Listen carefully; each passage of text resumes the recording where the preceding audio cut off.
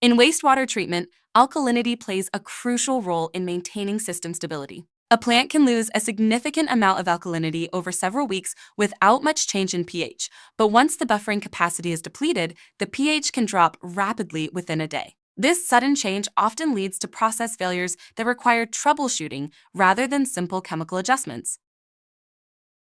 pH is really just a symptom of what's happening in the system, while alkalinity represents the true stability. When acid enters, it reacts with the bicarbonate buffer, keeping pH stable until the alkalinity is nearly used up. Once alkalinity falls below about 40 to 50 milligrams per liter as calcium carbonate, the buffering fails and pH crashes quickly. Nitrifying bacteria rely on alkalinity not only for pH stability, but also as a source of inorganic carbon to build their cells.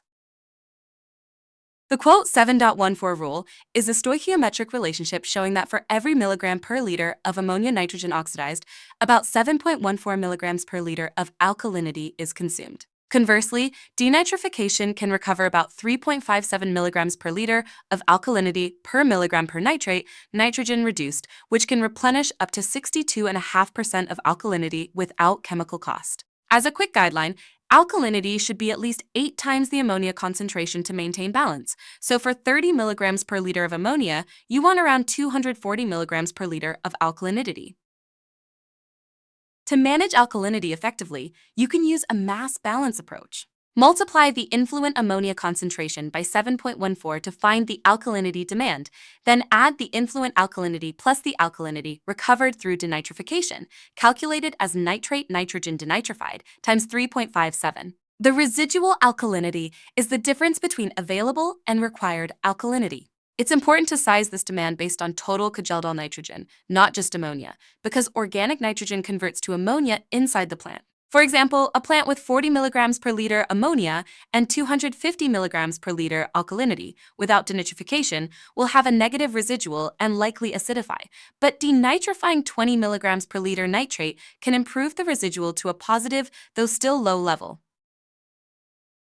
When interpreting residual alkalinity, 50 milligrams per liter should be considered the alarm level rather than the target. Operating right at 50 leaves no room for fluctuations or sudden load increases. The recommended operating range is between 75 and 150 milligrams per liter, providing a safer margin to accommodate variations in the treatment process. The pH range between 7 and 8.5 is ideal for nitrifiers to function effectively, with recommended ranges slightly narrower around 6.8 to 8. Below 6.8, nitrification activity drops significantly, and at about 6 pH, it can stop entirely. This creates a feedback loop where nitrification produces acid, which consumes alkalinity, and lowers pH, slowing nitrification further. Sometimes the pH stabilizes at a low level, but this is misleading because the process is impaired and ammonia is passing through untreated. A stable low pH does not mean the system is stable. When adding chemicals to adjust alkalinity, different options have various effects and costs. Sodium bicarbonate is gentle, providing alkalinity with minimal pH change, making it safe for sensitive biological systems, but more expensive per pound of alkalinity. Soda ash raises both pH and alkalinity quickly, offering a faster response. Caustic soda is strong and fast, but can easily overshoot pH and requires careful handling. Hydrated lime is traditional and inexpensive, but involves slurry handling and dust issues. Magnesium hydroxide limits pH to about 9, reducing overdose risk but dissolves more slowly. It's important to compare these chemicals based on the cost per pound of alkalinity delivered, not just product price. Monitoring alkalinity trends is key to preventing process failures. If alkalinity is dropping but pH remains steady, the buffer is being consumed and you have time to act. If ammonia levels rise despite adequate dissolved oxygen and solids retention time, the issue is likely alkalinity rather than oxygen. A low but stable pH indicates a broken equilibrium where nitrification has slowed and ammonia may be passing through untreated. Sudden drops in alkalinity often point to industrial acid discharges or side stream events upstream.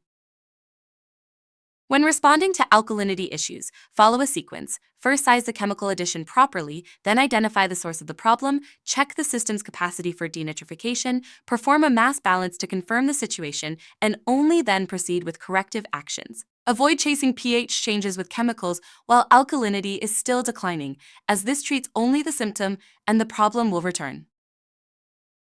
To summarize, daily alkalinity trending during nitrification is a simple and effective early warning tool with 50 milligrams per liter as the alarm threshold.